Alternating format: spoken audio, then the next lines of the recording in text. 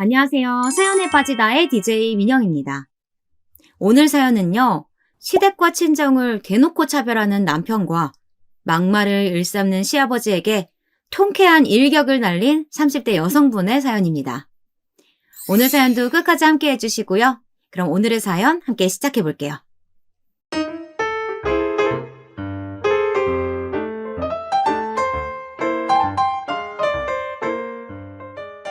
안녕하세요.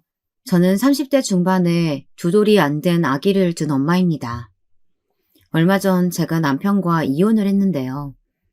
남편과 이혼을 결심하기까지 시댁과 사건 사고가 많았었는데 그 이야기를 들려드리려고 합니다.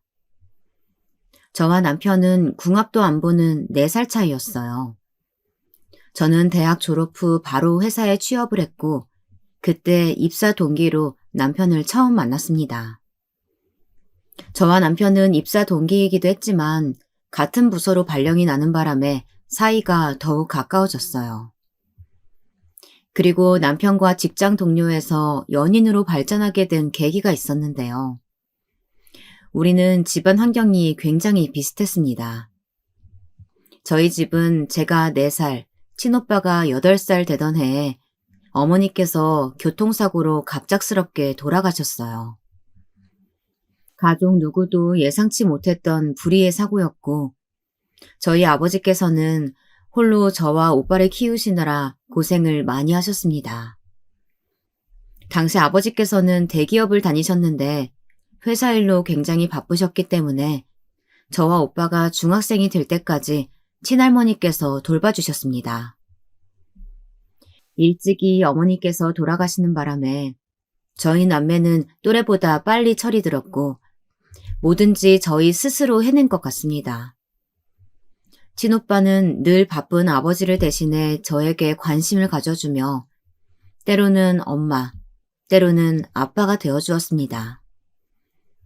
비록 어머니는 안 계셨지만 아버지와 저 그리고 친오빠는 각자의 위치에서 열심히 살아왔고 세 가족이 똘똘 뭉쳐서 행복한 가정을 이루기 위해 노력했던 것 같아요.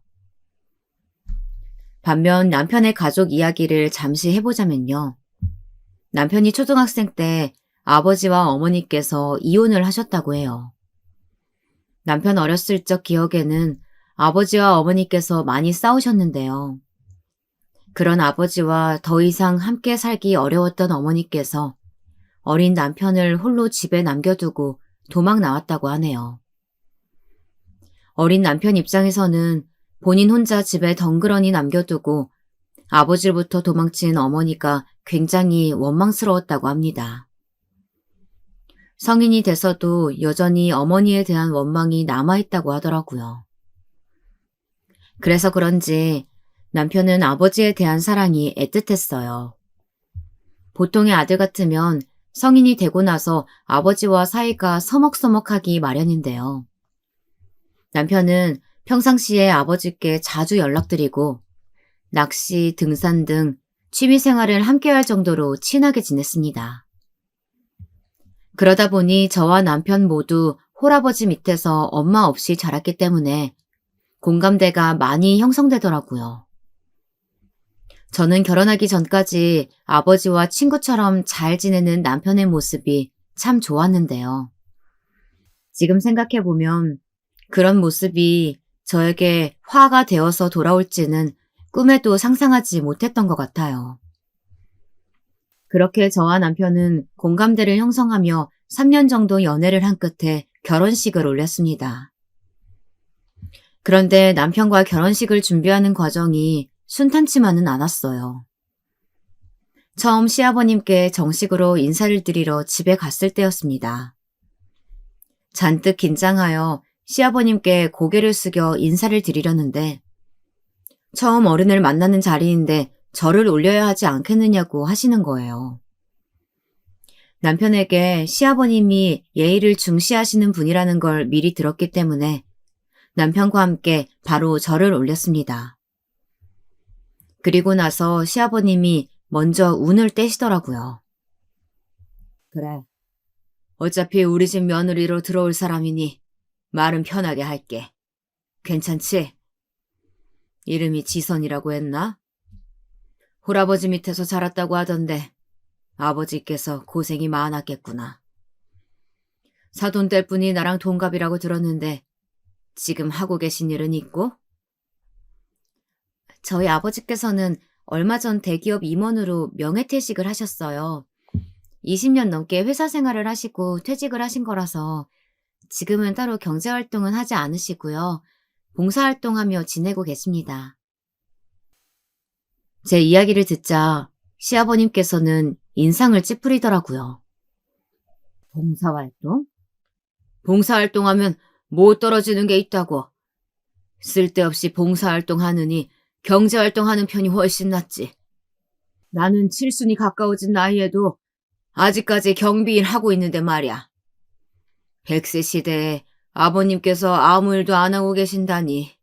에휴.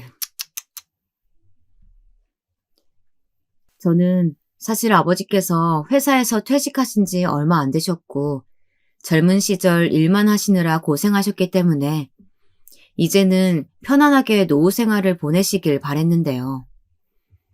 시아버님께서는 지금 경제활동을 안 하고 계시는 저희 아버지를 못마땅하게 생각하시는 것 같더라고요. 그리고 갑자기 시아버님께서는 남편 손을 잡으며 말씀을 이어나가셨어요. 나는 자식이라고는 우리 성욱이 하나밖에 없기 때문에 참 의지를 많이 하고 있어. 지선이 너도 성욱이하고 결혼하면 이제 출가 외인이니 시댁에 잘해야 한다. 저는 당연히 결혼하면 시아버님께 잘할 생각이었지만 출가 외인이라는 말이 왠지 귀에 거슬리더라고요. 요즘 세상에 딸이 결혼한다고 해서 남이 되나요? 아들이든 딸이든 결혼해도 여전히 부모님 자식인 건 매한가지이죠. 그리고 지선이 너네 집은 당연히 제사는 지내겠지? 우리 집안은 조상님을 모시는 걸 중요시 여기는 집안이다. 참, 너네 집 본가는 어떻게 되니? 우리 집안은 밀양 박씨 국당 공파인데 1년에 한 번꼴로 친지들이 모여서 단합대회를 하지. 이제부터 지선이 너도 참석해야겠구나. 저는 사실 본관도 자세히 모르고 더욱이 기독교 집안에 살면서 제사를 지내본 적이 단 한 번도 없었습니다. 아버님, 저희 집은 제사를 지내지 않아서요. 종교적인 문제로 제사를 지내지 않아 저도 지금까지 제사를 지내본 경험이 없습니다. 본관에 대해서는 저희 아버지께 한번 여쭤볼게요. 시아버님께서는 저희 집이 제사를 지내지 않는다고 하자 제사를 지내지 않는 집안은 인성이 안 됐다고 하며 혀를 내두르시더군요. 집안마다 가풍이 다른 것인데 제사를 지내지 않는다고 해서 인성까지 거론하시니 시아버님 말씀을 계속 앉아서 듣고 있자니 기분이 점점 나빠지더라고요. 그런데 옆에 있던 남편은 시아버님 말씀에 동의하는 듯이 고개를 끄덕이더니 말을 거들었습니다. 지선아, 우리 아버지 말씀대로 조상을 모시는 건 정말 중요한 일이야. 지금까지 제사를 지내보지 않았다고 하니까 결혼하면 하나부터 열까지 배울 게 많을 것 같다. 내가 옆에서 잘 알려줄 테니까 우리 하나씩 배워보자. 저는 남편의 말에 정말이지 어이가 없었습니다. 연애를 하면서 단 한 번도 집안에 제사가 있다고 언지를 준 적이 없었거든요. 남편과 연애할 때는 잘 몰랐는데 시어머님과 함께 있어서 그런지 몰라도 남편이 굉장히 가부장적이고 보수적인 것처럼 느껴졌습니다. 그리고 남편과 신혼집을 얻는 과정에서 시아버님과 갈등이 있었는데요. 여느 커플이 결혼할 때와 마찬가지로 저희도 둘이서 모은 돈만으로는 전셋집 하나 구하는 게 힘들더라고요. 그래서 저는 당연히 대출을 받아 전셋집을 구할 생각을 하고 있었는데요. 갑자기 남편이 저희 아버지께서 그동안 모아두셨던 돈이나 회사를 퇴직하시면서 받았던 퇴직금이 있을 텐데 저희 결혼하는데 보태달라고 말씀드려보는 건 어떻겠냐고 하더라고요. 저는 단칼에 그건 안 된다고 이야기했습니다. 오빠, 우리 친오빠도 결혼할 때 아버지한테 돈 한 푼도 안 받고 결혼했어. 나도 친오빠도 성인 되고 나서 아버지한테 경제적으로 독립하려고 취업하기 전까지 열심히 아르바이트 했었다고 이야기했었잖아. 그동안 아버지께서 어머니 없이 우리 키워주신 걸로도 감사한데 노후 자금으로 쓰셔야 하는 소중한 돈을 내 결혼식 자금에 보태달라고는 절대 말씀드릴 수 없어. 제가 친정아버지께 돈을 보태달라고 하는 건 절대 안 된다고 하자 남편은 되레 기분이 나빴는지 화를 내더라고요. 그럼 나는? 나 결혼한다고 우리 아버지께서 돈 보태주신다고 하셨는데 나도 아버지께 돈 한 푼도 안 받아야 서로 형평성이 맞는 거네. 저는 사실 시아버님 돈도 받고 싶지 않았고 그저 우리 힘으로 결혼하는 게 맞는다고 생각이 들었는데요. 그래서 남편에게도 시아버님께 돈을 받지 말라고 이야기했습니다. 지선아, 요즘 같은 세상에 부모님께 손 안 벌리고 결혼하는 커플이 어디 있는 줄 알아? 처음부터 내 집 마련해서 가정 꾸리는 거랑 힘들게 대출금 갚아가면서 시작하는 거랑 얼마나 차이가 큰 줄 알아? 너희 아버님께서도 조금만 돈 보태주시면 우리 아파트 25평 정도는 매매할 수 있는데 왜 혼자서 똥꼬집이야. 답답해 죽겠네 정말. 저는 남편이 화가 나는 이유를 이해할 수 없었습니다. 왜냐하면 남편이 저에게 결혼하자고 프로포즈를 할 때 분명히 저는 친정 아버지한테 손 안 벌리고 제가 모은 돈으로만 결혼할 거라고 이야기했었거든요. 그때는 남편도 저와 빨리 결혼을 하고 싶은지 알았다고 해놓고서는 이제 와서 다른 이야기를 하니 어이가 없더라고요.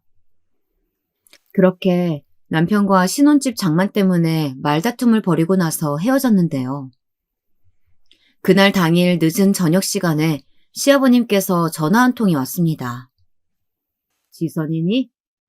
나 성욱이 아비다. 성욱이 말 들으니까 너희 아버님께서 결혼 자금을 한 푼도 보태주지 않는다고 하셨다며. 하나밖에 없는 딸이 결혼을 하겠다는데 돈을 한 푼도 보태주지 않는 집이 있다는 게 말이나 되냐? 너와 이렇게 길게 대화할 것도 없이 그냥 네 아버지 전화번호 나한테 알려주거라. 내가 직접 너희 아버지랑 얘기해 볼 테니까. 저는 결혼하기도 전에 시아버님 되실 분이 예비 며느리한테 밤늦게 다짜고짜 전화해서는 저희 아버지 전화번호를 알려달라고 하니 당황스럽더라고요. 아버님, 송구스럽지만 저희 아버지 전화번호는 당장에 못 알려드릴 것 같아요. 아직 상견례하기 이전이기도 하고요.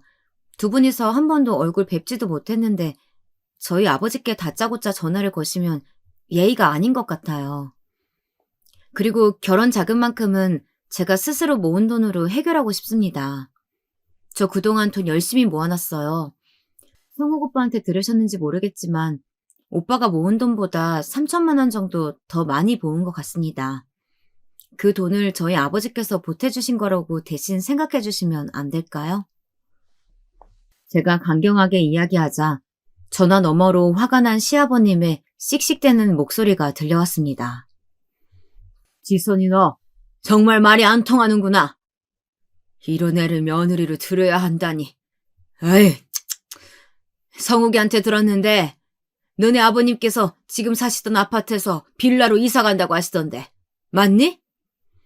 아버님께서 돈이 없으신 거면 그냥 그렇다고 솔직히 이야기하면 될 것을 꼬래 지금 내 앞에서 자존심 부리는 게냐? 저는 저희 아버지께서 빌라로 이사 간다고 무시하시는 시아버님께 화가 났습니다. 사실 저희 아버지는 친오빠에 이어 제가 결혼한다고 하자 굳이 평수가 큰 아파트 집에 혼자서 사실 필요가 없다며 작은 평수의 빌라로 이사를 가신다고 한 거였거든요. 시아버님이 하신 말씀에 기분이 무척이나 나빴지만 그 상황에서 제가 어떤 말을 하든 화만 돋구는 것 같아서 잠자코 하시는 말씀만 듣고 있었습니다. 네 고집이 그렇다면 내 알아들었다. 다만 나는 예정대로 우리 하나밖에 없는 아들 고생시키고 싶지 않구나. 정욱이한테 말한 대로 결혼할 때 보태주기로 한 돈은 예정대로 줄 테니까 너네 신혼집 구할 때 우리 집 근처로 구하는 건 가능하겠지? 시아버님은 제 고집을 꺾지 못하자 제가 괘씸하게 여겨졌는지 갑자기 시아버님 집 근처로 신혼집을 구하라고 하시더라고요. 시아버님 댁은 직장까지 차를 타고 1시간 반 정도 걸리는 거리였고 신혼집으로는 전혀 염두에 두지 않았던 지역이었습니다. 아버님, 그건 제가 오빠하고 상의해 볼게요. 다만 오빠도 저도 아버님 집 근처에서 직장까지 거리가 멀다 보니까 아무래도 다른 지역이 좋을 것 같아요. 아버님 집 근처까지는 아니더라도 가까운 지역으로 한번 알아볼게요. 아버님은 제 답변이 여전히 탐탁지 않으셨지만 더 이상 저에게 할 얘기가 없으셨는지 툴툴대시며 알았다고 하시곤 전화를 끊으셨습니다. 그리고 저희는 결국 시아버님의 성화에 못 이겨 시댁 근처에 신혼집을 구하게 되었는데요. 어찌되었든 신혼집 구할 때 시아버님께서 금전적으로 도움을 주셨고 시아버님 말씀대로 근처 집을 구하는 게 도리라고 생각했습니다. 그리고 제가 남편과 결혼하고 얼마 지나지 않아 시댁에 큰 변화가 생겼는데요. 시아버님께서 벼랑간 새 장가를 드시겠다고 하시는 거예요. 알고 보니 시아버님께서는 경비 일을 하시면서 취미삼아 서예학원을 다니셨는데요. 그곳에서 만나게 된 여성분과 결혼을 올리시겠다고 하신 겁니다. 시아버님이 갑작스럽게 재혼 이야기를 꺼내자 저보다도 남편이 더 당황한 눈치더라고요. 그도 그럴 것이 남편이 어렸을 때 시아버님께서 이혼하시고 20년 이상 되는 세월 동안 새로운 여성분을 단 한 번도 만나신 적이 없으셨거든요. 그동안 이성에 대한 관심이 전혀 없으신 줄 알았는데 저희가 결혼하자마자 새 장가를 가겠다고 하시니 남편 입장에서는 당황스러울 수밖에요. 시아버님은 빨리 새 장가를 들고 싶으셨는지 결혼하실 분을 당장에 데리고 올 테니 저희 부부와 함께 만나자고 하셨습니다. 그런데 시아버님 댁이 아닌 저희 집에서 굳이 만나자고 하시더라고요. 지선아, 아무래도 네가 나서서 요리 좀 해줘야겠구나. 너희 시어머님 되실 분이 해산물을 좋아하시니까 고기보다는 해산물 위주로 요리 좀 해주렴. 아무래도 직접 요리해야 하니 우리 집보다는 너네 집에서 만나는 게 더 좋겠구나. 저는 사실 요리를 잘 하지도 못하지만 해산물은 특히나 손질이 많은 요리라 자신이 없었습니다. 사실대로 말씀드리고 차라리 식당에서 만나 뵙는 게 어떨지 말씀드릴까 고민하던 찰나에 남편이 대신 나서서 이야기하더라고요. 아빠, 지선이 요리도 잘 못하는데 그냥 식당에서 만나는 게 어때요? 솔직히 아직 결혼도 안 했는데 굳이 저희가 집에 모셔서 손수 음식까지 만들어 대접해야 하는 건지 잘 모르겠어요. 저는 남편의 말에서 시아버님이 새 장가 드시는 게 못마땅하다는 걸 느낄 수 있었습니다. 시아버님도 남편의 말에 가시가 돋아있어 기분이 언짢으셨지만 새 장가 드시는 게 아무래도 아들 눈치가 보이시는지 잠시 생각해 보시다가 알았다고 하시더라고요. 그렇게 저희 부부는 시아버님과 결혼하실 분을 식당에서 처음 만나 뵙게 되었습니다. 저희 부부는 식당에 일찍 도착해서 기다리고 있는데 시아버님께서 예비 시어머님의 손을 잡고 들어오시더라고요. 예비 시어머님은 한눈에 봐도 미인이신데다가 귀품이 느껴졌습니다. 그리고 처음 인사하는 자리라 많이 어색하셨을 텐데도 저희 부부에게 먼저 다정다감하게 말을 거시더라고요. 네가 성욱이구나. 아버지께 이야기 많이 들었다. 아버지 말씀대로 듬직하고 책임감이 넘치는 아들인 것 같네. 그리고 옆에 계신 아리따운 여성분은 성욱이 와이프군요. 며느라기라고 불러야 되는데 아직 많이 어색하네. 사실 내가 딸이 하나 있었는데 어린 나이에 백혈병으로 하늘나라에 일찍 갔었거든. 지금 살아있었다면 며느라가 나이 정도 되었을 텐데. 예비 시어머님께서는 옅은 미소를 지으시며 먼저 세상을 떠난 따님분 이야기를 하셨는데요. 그 이야기를 듣자 괜스레 제 마음이 찡해지더라고요. 저도 어렸을 때 어머니께서 교통사고로 돌아가셨거든요. 말씀을 듣다 보니 돌아가신 저희 엄마가 생각나네요. 예비 시어머님과 저는 첫 만남이었지만 가족을 잃은 아픔에 대해 서로 측은지심을 느낄 수 있었습니다. 집에 돌아와 남편과 이야기를 해보니 남편도 예상했던 것과 달리 예비 시어머님이 생각보다 마음에 드는 눈치더라고요. 여보, 아버님도 여보가 결혼할 때까지 그동안 아무도 안 만나시고 얼마나 외로우셨겠어. 오늘 만나뵌 여성분 인상도 좋으시고 직접 대화도 나눠보니까 좋으신 분 같더라. 여보가 아버님께서 재혼하실 수 있도록 옆에서 응원해드리는 건 어때?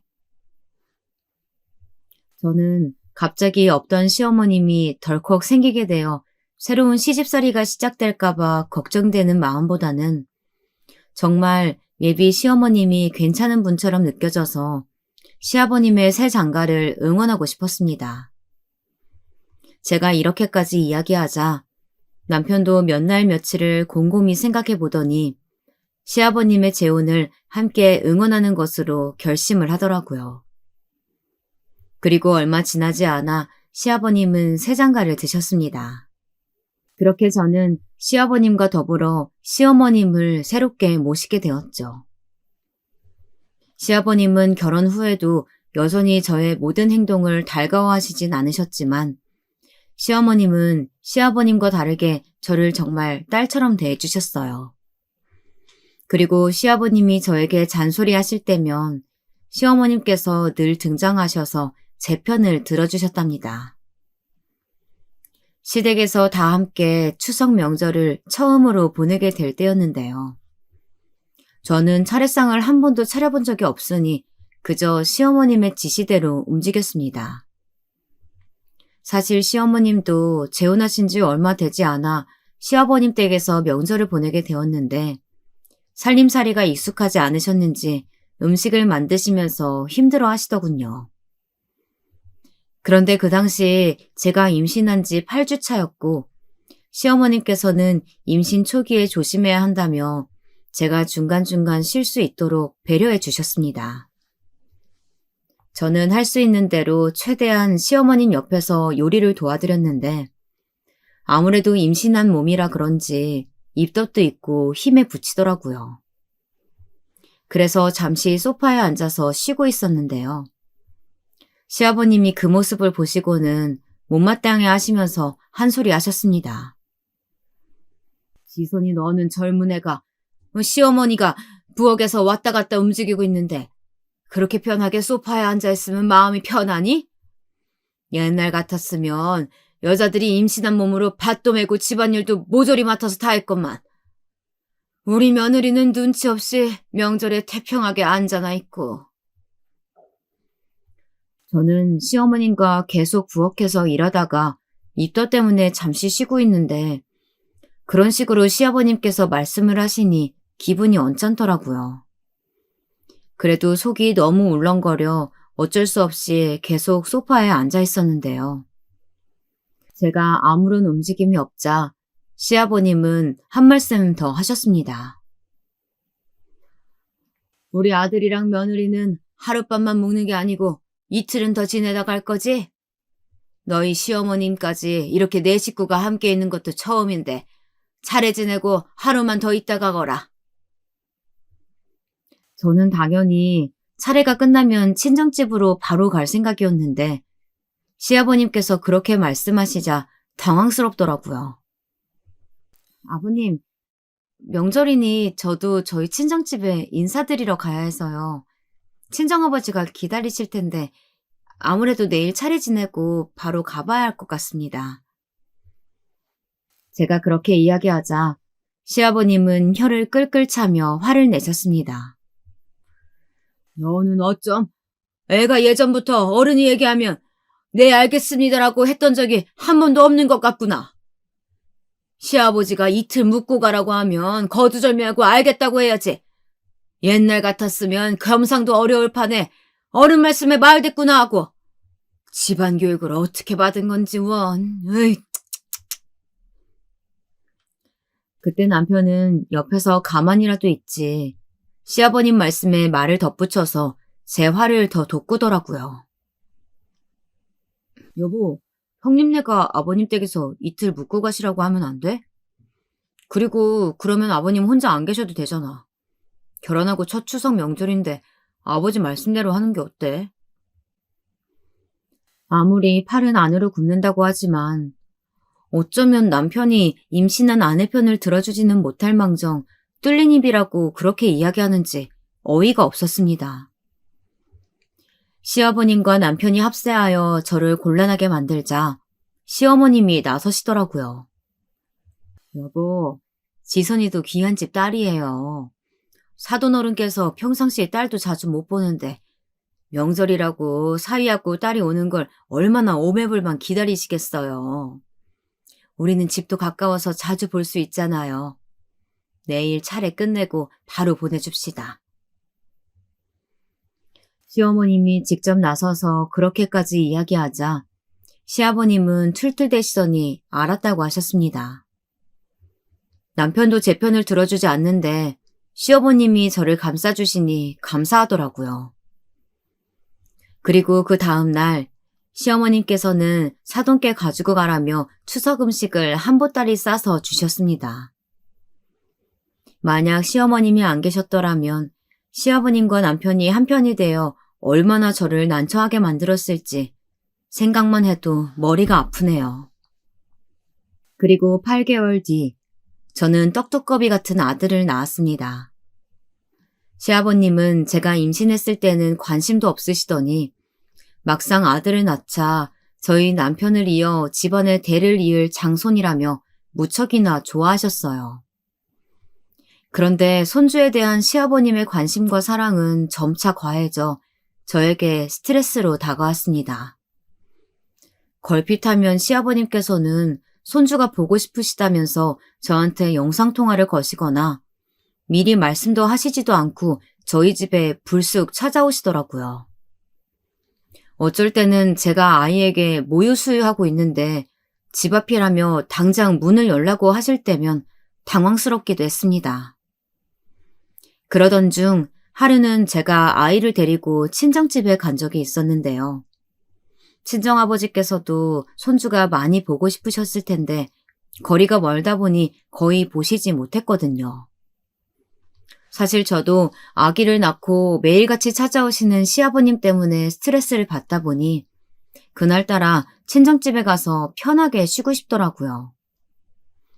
그런데 그날도 어김없이 시아버님께서 저한테 미리 연락도 하시지 않고 저희 집으로 찾아오셨습니다. 아무리 벨을 눌러도 반응이 없자 저에게 전화를 하셨고 저는 사실대로 아기를 데리고 친정집에 왔다며 이야기를 했습니다. 그런데 시아버님께서 깜짝 놀라시더니 전화 너머로 큰 소리를 내시더라고요. 너는 생각이 있는 게냐 없는 게냐? 어린 아기를 데리고 멀리까지 갈 생각을 하다니? 혼자 아기 돌보기 힘들었으면 가까이 있는 시댁으로 올 것이지. 거기가 어디라고 친정집으로 가? 얼른 우리 손주 데리고 집으로 오지 못해? 저는 아기를 데리고 친정집에 간 것이 그렇게까지 잘못한 일인지에 대해 도저히 이해할 수 없었습니다. 그런데 제 옆에서 시아버님과 전화통화 소리를 듣고 있었던 아버지께서 시아버님 말씀대로 제가 어린 아기를 데리고 멀리까지 온 것이 잘못한 일이라며 꾸짖으시더라고요. 그리고 저희 집까지 데려다 줄 테니 얼른 아기 데리고 나갈 준비를 하라고 하셨습니다. 그렇게 저는 아버지께 떠밀려 차를 타고 집으로 향했습니다. 그런데 시아버님께서는 집에 가시지 않고 여전히 저희 집 주변을 서성거리고 계시더라고요. 어쩔 수 없이 시아버님과 저희 친정아버지가 마주칠 수밖에 없었고, 시아버님은 이때다 싶어 저희 아버지께 한 소리 하셨습니다. 사돈, 그렇게 안 봤는데 손주가 보고 싶으셨으면 직접 딸네 집으로 오실 노릇이지. 그렇게 엉덩이가 무거우셔서 어떻게 하세요? 그리고 말 나온 김에 지선이가 시아비를 알기를 얼마나 개똥같이 알았으면 제가 하는 말마다 늘 또박또박 말대꾸를 하는지 원. 집안 교육이 제대로 된 것 같지 않아 제가 하나부터 열까지 가르치느라 힘들어 죽겠습니다, 사돈. 저는 저희 아버지께 대놓고 집안 교육이 잘못됐다며 비난하시는 시아버님께 화가 치밀어 올랐습니다. 그런데 저희 아버지는 시아버님 말씀에 화가 날 법도 하지만 혹시나 제가 시아버님께 흠이 잡힐까봐 꾹 참고 미소를 지으며 말씀하시더라고요. 아이고 사돈 말씀대로 저희 남편이 이번만큼은 제 편이 되어줄 거라고 믿었는데 시아버님은 잘못한 게 하나도 없고 모두 제 탓인 것처럼 돌리니 남편에 대한 믿음이 점차 사라지더라고요. 매번 시아버님과 남편이 짜고치고 저를 골탕 먹이는 것만 같았습니다. 여보, 나 정말 힘들어. 며느리 사랑은 시아버지라던데 나는 시어머니보다 더한 시아버지한테 시집살이 당하고 있으니까 이게 말이 된다고 생각해? 여보가 내 배우자면 중간에서 내가 힘들지 않도록 조율도 해주고 우리 아기랑 편히 쉴 수 있도록 도와줘야지. 시아버지가 매번 우리 집 비난하는 것도 한두 번이지. 나 이대로는 스트레스 받아서 정말 여보랑 못 살 것 같아. 지금 대놓고 경고 아닌 거니까 앞으로는 중간에서 똑바로 처신하도록 해. 제가 이대로는 남편과 도저히 못 살겠다고 경고하자 남편도 이제서야 심각성을 깨달았는지 미안하다고 하더라고요. 알았어. 여보가 그렇게까지 우리 아버지 때문에 스트레스 받는 줄 몰랐네. 내가 앞으로는 중간에서 잘 주율하도록 노력할게. 미안해. 남편의 미안하다는 말이 진심인지는 모르겠지만 앞으로 시아버님과 갈등이 없도록 중간에서 잘 조율하겠다는 남편의 약속을 이번에는 정말 마지막으로 믿어보기로 했습니다. 그런데 얼마 지나지 않아 시아버님과 더불어 남편과의 갈등이 최고조가 된 사건이 발생했는데요. 저희 친정아버지와 시아버님이 동갑이시다 보니 같은 해에 칠순생신을 챙겨드리게 된 거예요. 저희 친정아버지 생신이 시아버님보다 좀 더 빨랐고 저는 거창하게 해외여행까지는 아니더라도 국내 여행으로 가까운 곳에 펜션을 빌려 놀러 가자고 남편에게 이야기를 했는데요. 남편이 형님네까지 가족이 몇 명인데 펜션 빌리는 것도 돈이 많이 든다고 간단하게 가족끼리 모여서 식사 한 끼 하자고 하더라고요. 저는 아무리 그래도 칠순생신인데 그냥 식사만 하고 넘어가는 게 아쉬워서 남편한테 다시 이야기해 보았습니다. 여보, 돈이 많이 들어서 그러는 거면 내가 우리 오빠랑 이야기해 볼게. 우리만 돈 내야 하는 것도 아니고 친오빠네랑 나눠서 여행 준비하면 얼마 돈 안 될 거야. 환갑도 아니고 칠순이신데 간단히 식사만 하는 건 너무 성의 없지 않아? 나중에 아버님 칠순 때도 그렇게 하려고 할 거야? 제가 시아버님 칠순 생신까지 묶어서 이야기하자 남편이 잠깐 눈치를 보더니 이야기하더라고요. 그러니까 하는 말이야. 올해 아버님 두 분 모두 칠순이신데 코로나 시기에 거창하게 하는 것도 그렇고 두 분 다 가족끼리 식사하고 선물 드리는 걸로 하자. 여보는 우리 아기 돌보는 것도 힘들 텐데 식당 예약이나 선물은 내가 다 알아서 준비할 테니까 걱정 말고. 처음엔 남편이 괜히 하는 말이려니 싶었지만 저도 곰곰이 생각해보니 코로나 시기에 여러 명이 모여서 국내 여행을 가는 것도 마음에 걸리긴 하더라고요. 거기다 남편이 웬일인지 먼저 나서서 장인어른의 칠순 생신을 위해 식당 예약부터 선물까지 모두 준비를 하겠다고 하니 든든했습니다.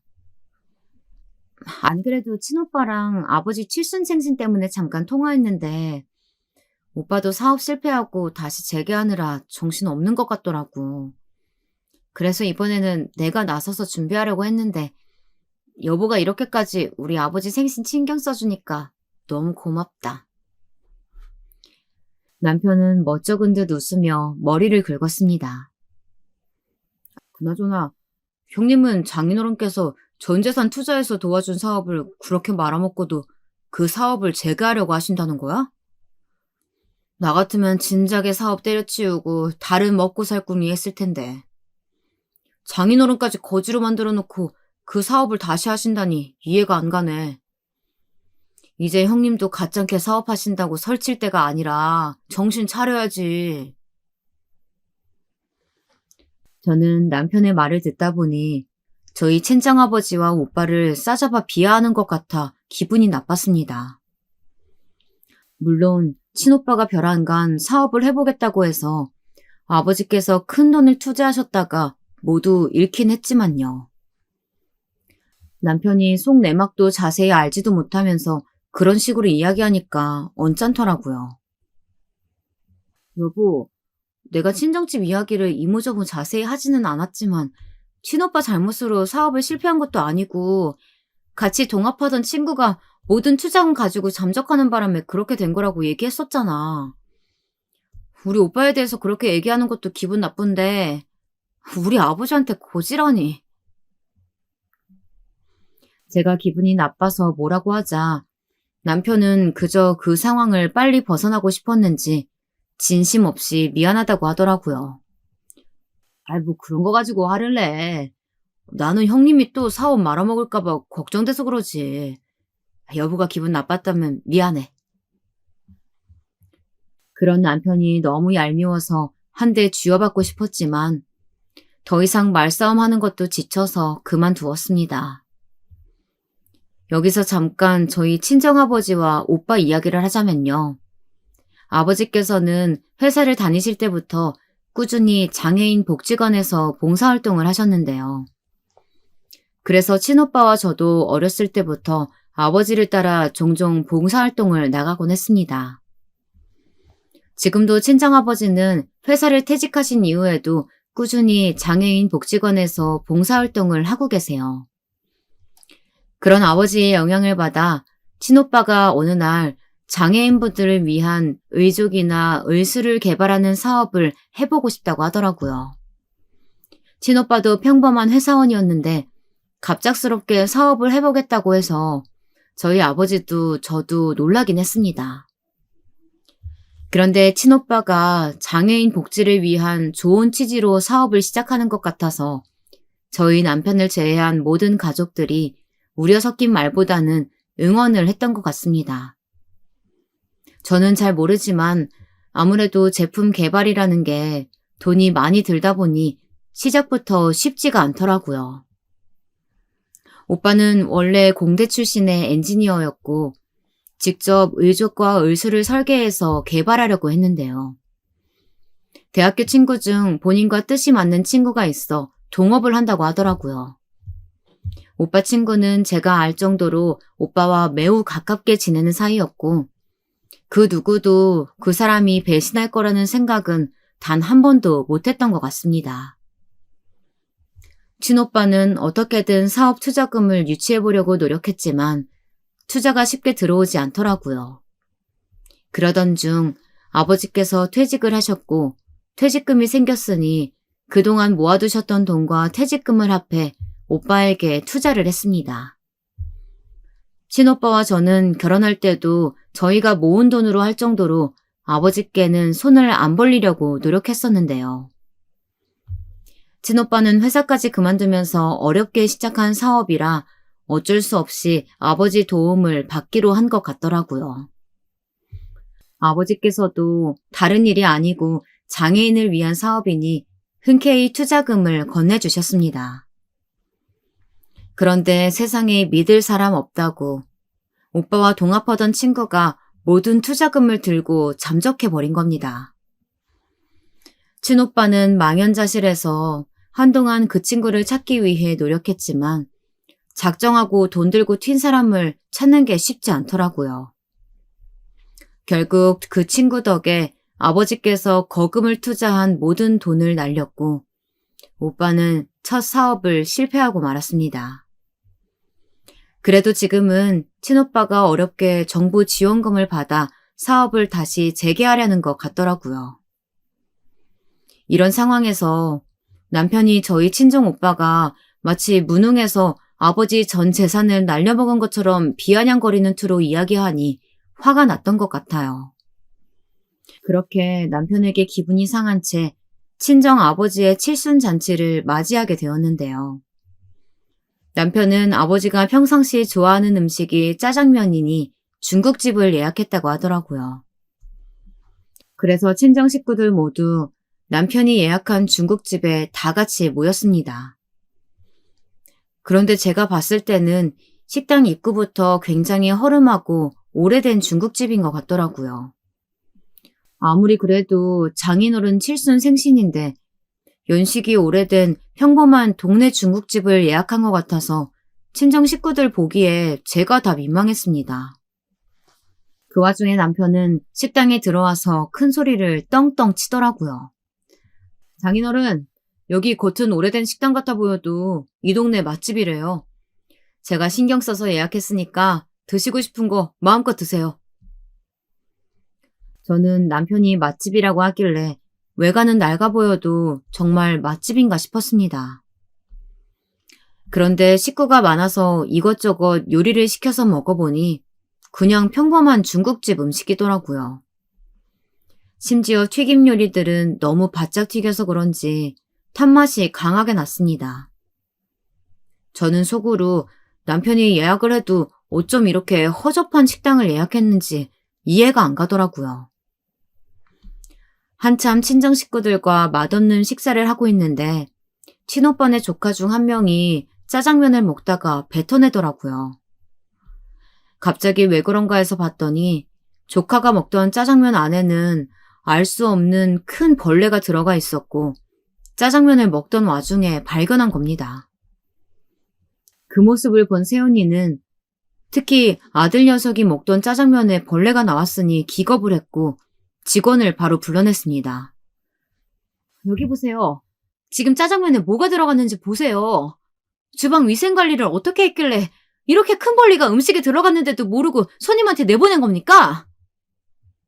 그런데 웃긴 건 새언니가 소리치자 중국집 직원은 적반하장으로 버럭 소리를 치더라고요. 저기요. 여기 다른 손님들도 계신데 조용히 하세요. 아줌마가 일부러 짜장면에 벌레 넣은 거 아니고요? 그냥 짜장면 한 그릇값 안 받을 테니까 먹던 거 마저 드시고 가세요. 시끄럽게 소리 지르지 마시고. 정말이지. 중국집 외관도 음식 맛도 직원들 서비스도 모두 최악이었습니다. 새언니는 직원의 말에 기분이 나빠 자리에서 일어나 싸우려고 하는데 저희 아버지께서 말리시더라고요. 그만해라. 좋은 날 만난 자리니까 이제 그만 됐다. 그래도 박서방이 내 생일이라고 신경 써서 예약한 식당인데 그렇지 않나요? 남편이 장인어른 생신 준비는 제대로 할 거라고 해서 믿고 있었는데 가만히 지켜보고 있었던 제가 바보였던 것 같습니다. 아버지는 그마저도 저희 남편한테 고맙다며 인사를 하시더라고요. 안 그래도 새 옷 하나 사입으려고 했는데 박서방이 준 백화점 상품권으로 사입으면 되겠네. 역시나 나를 생각해주는 건 박서방밖에 없는 것 같네. 항상 고마워. 남편은 아버지 말씀에 뿌듯했는지 어깨가 으쓱해져서 웃고 있는데 저는 어이가 없더라고요. 그날 저녁 그렇게 친정 식구들과 헤어지고 화가 나서 남편에게 한 소리 했습니다. 여보, 아무리 그래도 장인어른 칠순이신데 10만 원짜리 백화점 상품권이 뭐야? 그럴 거였으면 나한테 미리 어떤 선물을 하는 게 좋을지 물어보지 그랬어. 요즘 백화점에서 옷 하나 사려고 하면 얼만 줄 알아? 차라리 금액을 좀 높여드리던가 10만 원이 뭐야? 그리고 얼마 전에 여보 회사에서 두둑하게 보너스도 받았다며. 제가 언성을 높이자 남편도 기분이 나빴는지 버럭 소리를 치더라고요. 참네. 형님네는 아무것도 준비 안 하시고 내가 식당 예약부터 선물까지 다 준비해서 갔는데 나한테 고생했다고는 하지 못할 망정 뭐라고? 남편 알기를 우습게 봐도 유분수지. 어디서 나한테 큰 소리야? 그래. 곧 있으면 다시 시아버님 칠순생신 다가오는데 여보가 어떻게 할지 한번 지켜볼게. 결혼할 때부터 여보가 형평성 따졌으니까 공평하게 시아버님께도 10만 원짜리 백화점 상품권 선물해 드려야 된다. 알았지? 저는 남편이 저희 친정아버지 칠순생신 때처럼 시아버님 칠순생신 때도 똑같이 하지 않으면 발칵 뒤집어버릴 생각으로 이야기했습니다. 사실 마음 같아서는 회사에서 받은 보너스는 어디에다 다 썼는지 몰라요. 아버지께서 평상시에 노래 부르시던 1억짜리 벤츠예요. 남편은 식당 주차장에 주차되어 있던 외제차 중 흰색 벤츠를 가리키며 아버님께 차 키를 건넸습니다. 저는 그 순간 정말 벙쪘는데요. 장인어른한테는 고작 10만 원짜리 백화점 상품권 선물하더니 본인 아버지한테는 1억짜리 벤츠를 선물한다고? 저는 속으로 열불이 나서 별별 생각이 다 들었던 것 같아요. 그리고 시아버님은 상상치도 못한 값비싼 칠순 선물에 기분이 좋으셨는지 벤츠 앞에서 덩실덩실 춤을 추셨습니다. 역시 우리 하나밖에 없는 아들이 최고구나. 딸 키워봤자 출가 외인이지 다 소용없어요. 우리 아들이 역시 최고다. 사랑한다, 우리 아들. 시아버님은 벤츠 선물이 무척이나 마음에 드셨는지 저희 남편을 껴안고 볼뽀뽀를 연거푸 하셨습니다. 그런 모습을 바로 눈앞에서 보고 있자니 정말 역겹더라고요.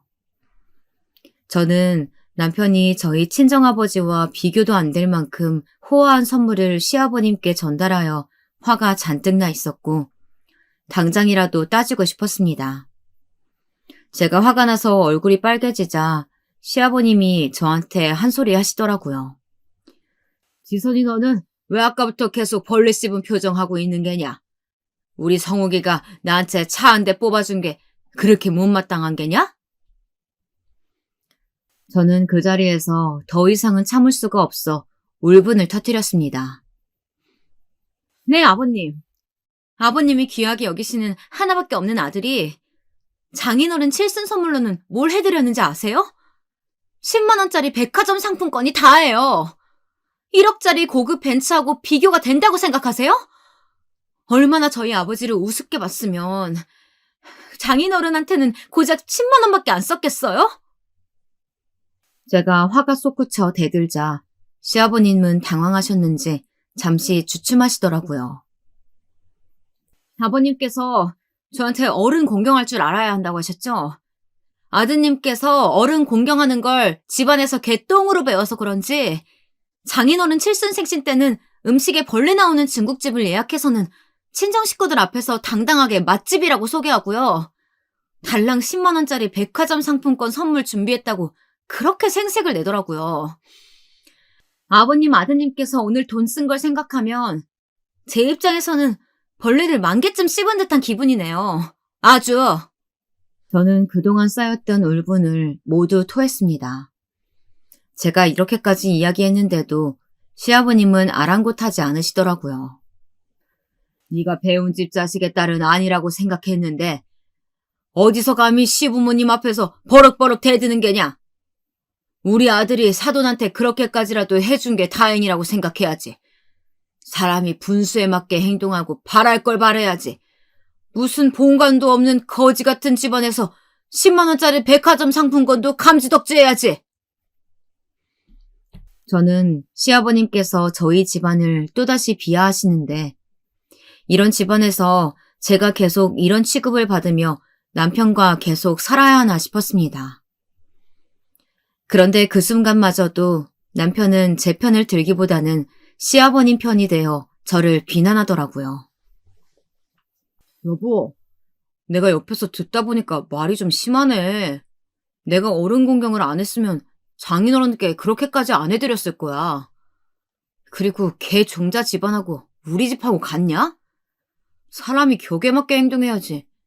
장인어른께서는 지금 가지신 거라고는 빌라 집 한 채밖에 없으신데 전 재산 다 날리고 우리 아버지처럼 벤츠 몰고 다니시는 게 어울린다고 생각해? 내가 장인어른 분수에 맞게 10만 원짜리 백화점 상품권 해드린 게 그게 그렇게 당신한테 욕먹을 일이냐고. 저는 남편이 시아버님보다 한술 더 떠서 저희 집안을 개종자 집안이라고 무시하자 이제는 헛웃음이 나왔습니다. 남편은 시아버님 밑에서 자란 하나밖에 없는 아들인데 당연히 시아버님하고 똑같이 생각하고 똑같이 행동하는 게 당연한 거더라고요. 그걸 이제서야 깨닫게 되다니 저는 더 이상은 정말 남편과 살 수가 없겠다는 생각이 들었습니다. 그래, 나는 개종자 집안의 딸이고 여보 너는 품격 있는 집안의 아들이라서 안 맞는 것 같으니까 이제 서로 힘들게 그만하고 헤어지자. 여보 말대로 내가 분수껏 살아야지. 어디 감히 양반집 자식의 아들을 탐하겠어. 이혼 서류 바로 준비할 테니까 그렇게 알아두고 우리 아기는 내가 키울 테니까 건들면 죽을 줄 알아. 제가 이혼 이야기를 꺼내자 남편은 당황한 눈치였지만 꼴에 자존심을 세우더라고요. 뭐? 이혼? 이혼이라고? 네가 나랑 이혼하면 행복하게 잘 살 줄 알아? 내가 지금까지 너 데리고 산 것도 감사하게 여겨야지. 내가 이혼하라고 하면 못할 줄 알아? 남편이 끝까지 물러설 기미를 보이지 않자 모든 상황을 지켜보고 있었던 시어머님께서 나서서 이야기했습니다. 성우가 이제 그만해라. 내가 가만히 옆에서 지켜봤는데 해도 너무하네. 그리고 여보도 들어요. 밀양 박씨 집안이 뭐가 그리 잘나서 지금 이 조선시대도 아니고 본건타령이에요. 지선이처럼 착한 며느리가 어디 있다고. 그동안 지선이가 당신 잔소리 들어가며 무시당하면서도 가만히 있었던 건 당신이 어른이니까 그래서 그냥 참고 있었던 거지. 나였으면 당장에 뺨 한 대 날렸을 거예요. 시어머님이 제 편을 들어주자 남편이 더욱 화를 내더라고요. 앞뒤 사정도 잘 모르시면서 아무 말도 하지 마세요. 우리 아버지랑 재혼하신 지 얼마 안 됐으면서 정말 우리 친어머니인 것처럼 이런 자리에서 나서서 훈계질 하지 마시라고요. 그리고 지선이 쟤는 장인어른이 전 재산 다 날려서 거지꼴이나 마찬가지인데 저랑 이혼하고 친정집에 빌붙어서 살 곳도 없어요. 남편의 말을 잠자코 듣고 있자니 저희 집안을 무시하는 것도 정도가 있지. 이제는 사실대로 모든 걸 털어놓는 게 좋겠다는 생각이 들더라고요. 잘 들어. 나 여보 너랑 이혼하고 우리 아들 데리고 충분히 잘 살 수 있을 정도로 돈 많거든? 우리 아버지가 친오빠한테 전 재산 투자했다가 망해서 거지꼴 됐다고 비하했었지? 친오빠한테 투자했던 거, 돈 그거 아마도 우리 아빠 전 재산의 10분의 1 정도도 안 될걸? 그리고 빌라로 이사 간다고 무시했었지? 그 빌라 건물 전체가 우리 아버지 소유고 아버지께서 소유한 집만 해도 전국에 여러 채야. 진짜 거지는 너네 집안이지. 어디서 감히 우리 집이랑 비교를 해? 제 이야기를 듣고 이번에는 남편이 황당한 것 같더라고요. 저희 아버지는 사실 회사 다니던 시절에 대기업 임원까지 하실 정도로 돈을 많이 벌어 놓으셨고 그 돈으로 처음에는 집을 한 채, 두 채 사시다가 투자에 소질이 있으셔서 돈을 불려 임대 사업까지 하셨습니다. 아버지는 그동안 그런 이야기는 시댁엔 절대 하지 말라고 하셨고 저는 아버지 돈이지 제 돈이 아니니 그동안 넘보지도 않았고요. 그런데 제가 결혼을 하고 시아버님과 갈등이 잦고 남편 때문에 힘들어하는 모습을 보이니 아버지께서 어느 날 저를 불러 말씀하시더라고요. 지선아, 굳이 내 재산에 대해서 시댁에 이야기하지 말라고 했는데 네가 시댁에서 계속 무시당하는 걸 보니 가만히 있을 수 없구나. 너무 힘들고 지칠 때는 아버지한테 의지해도 좋으니까 이야기하렴.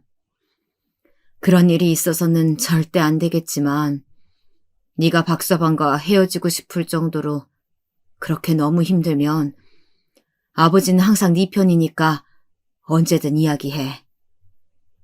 아버지가 자립할 수 있도록 도와주마.